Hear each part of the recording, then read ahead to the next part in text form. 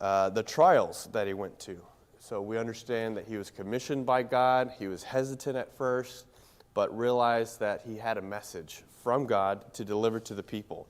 Yet they didn't want to hear it. They fought him. They didn't believe. They rejected his message, and he endured a lot of hardship and trials. So we've learned through those trials we can also benefit in our lives as well, just like Jeremiah did.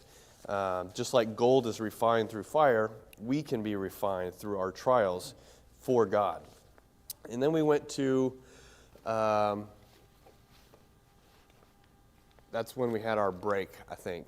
So the first message that we learned from was the calling, how we are called. Just like a prophet of God, we're called to go out to encourage others and give that message to others.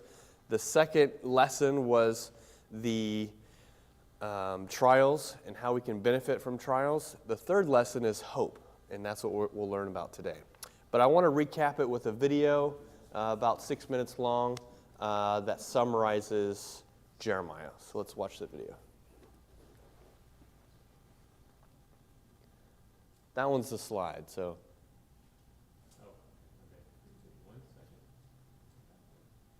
We'll need that one afterwards.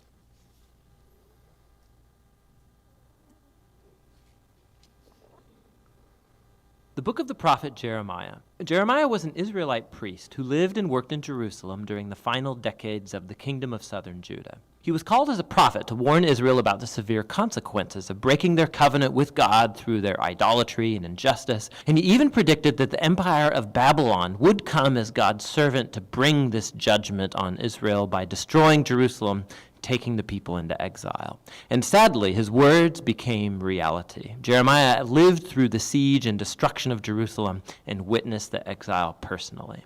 Now, this book came into existence in a really interesting way. Chapter 36 tells us that after 20 years of Jeremiah's preaching in Jerusalem, God called him to collect all of his sermons and poems and essays and commit them to writing, which Jeremiah did by employing a scribe named Baruch, who wrote down and compiled all of this material into a scroll. Now, Baruch also gathered lots of stories about Jeremiah, and he linked all the pieces together. And so this is why the book reads like an anthology, a collection of collections. It's all been arranged to present this prophet as a messenger of God's justice and grace.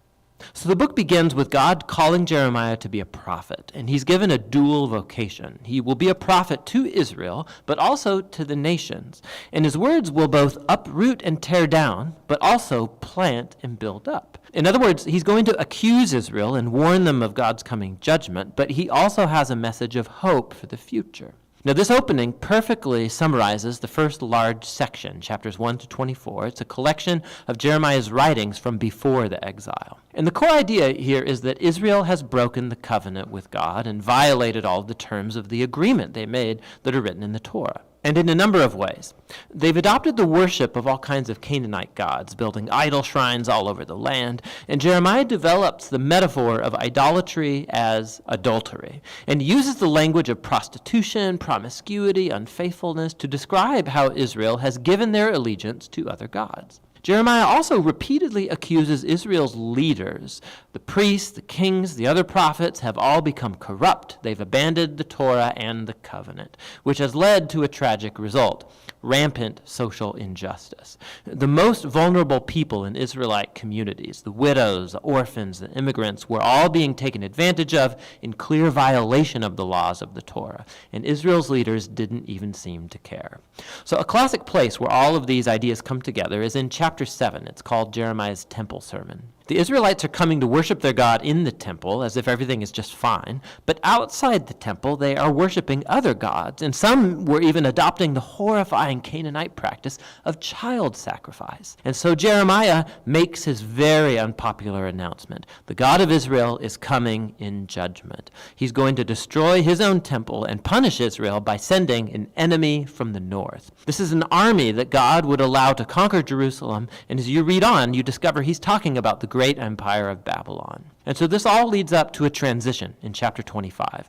Israel hasn't turned back to their God, and so in the first year of Babylon's new king, Nebuchadnezzar, God tells Jeremiah to announce that the Babylonian armies are headed for Israel and all of its neighbors to conquer them and take them into exile for 70 years. He compares Babylon to a cup of wine filled to the brim with God. Jeremiah was persecuted all through that time and eventually kidnapped and taken against his will to Egypt